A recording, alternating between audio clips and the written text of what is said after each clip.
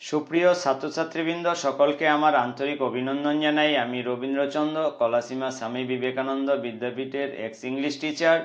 তোমরা দেখছো বিএসএসপি English tutor. আজকের ভিডিওতে আমি ইংরেজি গ্রামারের খুবই ইম্পর্ট্যান্ট টপিক সেন্টেন্স নিয়ে আলোচনা করব। ইংরেজি শুরু থেকে শেখার জন্য সেন্টেন্সের গুরুত্ব অপরিসীম।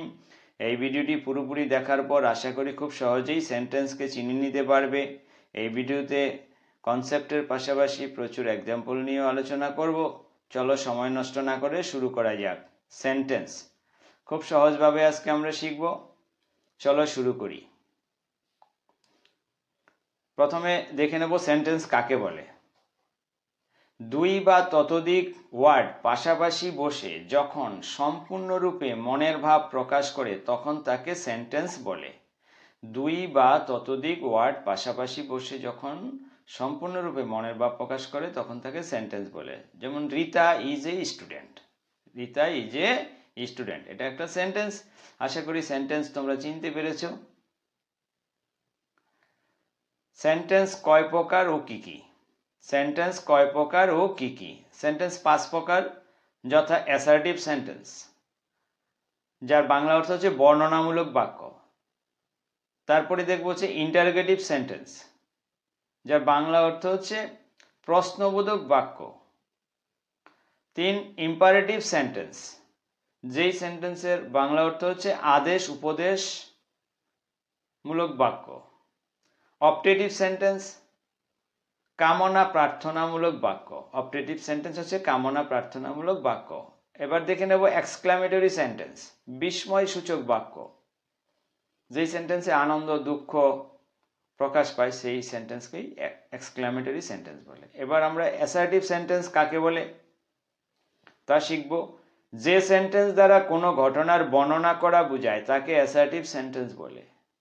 যে কোনো ঘটনার বর্ণনা করা বোঝালেই অ্যাসার্টিভ সেন্টেন্স হয়। যেমন Riya is dancing now. Riya is dancing now, Riya এখন কি করছে? নাচ করছে। দে আর প্লেয়িং ফুটবল, তারা কি করছে? খেলা করছে। তাহলে এগুলো কি ঘটনার বর্ণনা করা বোঝাচ্ছে। আশা করি তোমরা অ্যাসার্টিভ সেন্টেন্সকে চিনতে পেরেছো। এবার ইন্টারোগেটিভ সেন্টেন্স, যে সেন্টেন্স দ্বারা প্রশ্ন করা বোঝায় তাকে ইন্টারোগেটিভ সেন্টেন্স বলে। যে সেন্টেন্স দ্বারা প্রশ্ন করা বোঝায়। For example, who are you? Who are you, তুমি কে? এই যে প্রশ্ন করা হচ্ছে এইটাই হচ্ছে interrogative sentence. Where are you going? তুমি কোথায় যাচ্ছ? তুমি কোথায় যাচ্ছ? তুমি কোথায় যাচ্ছ? তাহলে এটা প্রশ্ন করা বোঝাচ্ছে, তাহলে এটাও ইন্টারোগেটিভ সেন্টেন্স। আশা করি ইন্টারোগেটিভ সেন্টেন্স তোমরা সহজেই চিনে নিতে পারবে। আর এই ইন্টারোগেটিভ সেন্টেন্সের শেষে প্রশ্নবোধক চিহ্ন থাকবে, এটা সবসময় মনে রাখবে।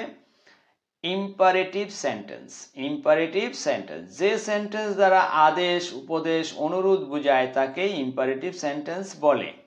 যে সেন্টেন্স দ্বারা আদেশ উপদেশ অনুরোধ বোঝায় তাকে ইম্পারেটিভ সেন্টেন্স বলে। যেমন ডু দ্য সাম, অঙ্কটি করো। ডু দ্য সাম, অঙ্কটি করো। এখানে কি হয়েছে? আদেশ করা বোঝাচ্ছে, তাই এটি ইম্পারেটিভ সেন্টেন্স।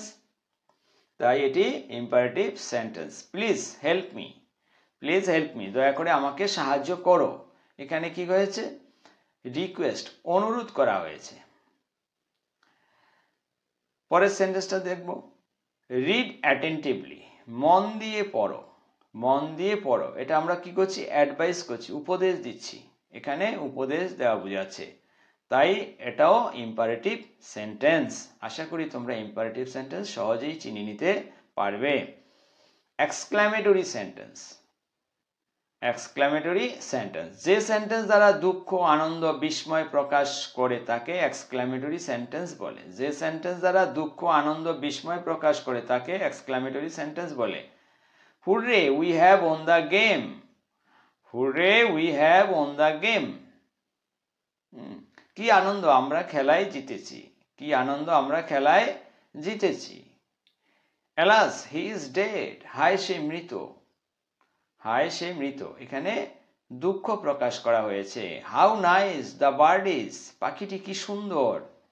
এই সেন্টেন্সে বিস্ময় প্রকাশ হয়েছে। তাহলে how nice the bird is, পাখিটি কি সুন্দর। তাহলে এখানে আমরা এক্সক্লামেটরি সেন্টেন্সকে সহজে চিনে নিতে পারলাম। আর এক্সক্লামেটরি সেন্টেন্সের শেষে এক্সক্লামেশন চিহ্ন থাকবে, বিস্ময়সূচক চিহ্ন থাকবে, এটা মনে রাখবে। এবার দেখে নেব অ্যাসার্টিভ সেন্টেন্সকে আবার দুই ভাগে ভাগ করা হয়েছে, যথা অ্যাফার্মেটিভ আর একটা হচ্ছে নেগেটিভ। তাহলে অ্যাফার্মেটিভ কি? হাবোধক বাক্য, যেমন রিয়া ক্যান ডান্স, রিয়া নাচ করতে পারে। তাহলে এই যে রিয়া নাচতে পারে, আর যদি এটা বিপরীতে আমরা বলি Riya can not dance, Riya নাচতে পারে না, তাহলে এটা হচ্ছে নেগেটিভ। তাহলে অ্যাফার্মেটিভ আর নেগেটিভ আমরা দুটোই চিনে নিতে পারলাম আজকে। আশা করি অ্যাসার্টিভ সেন্টেন্সের অ্যাফার্মেটিভ নেগেটিভ তোমরা সহজেই চিনতে পেরেছো। ভিডিওটি কেমন লাগলো? ভালো লাগলে অবশ্যই লাইক কমেন্ট শেয়ার করবে, আর কমেন্টে আমাকে জানাবে তোমাদের ভিডিওটি কেমন লাগছে। তাহলে আরও নতুন নতুন কোন বিষয়ের উপর ভিডিও লাগবে সেটাও আমাকে জানাবে। তো আমি নতুন নতুন ভিডিও নিয়ে আসবো। তোমরা সুস্থ থাকো, ভালো থাকো। নেক্সট ভিডিওতে আবার দেখা হবে।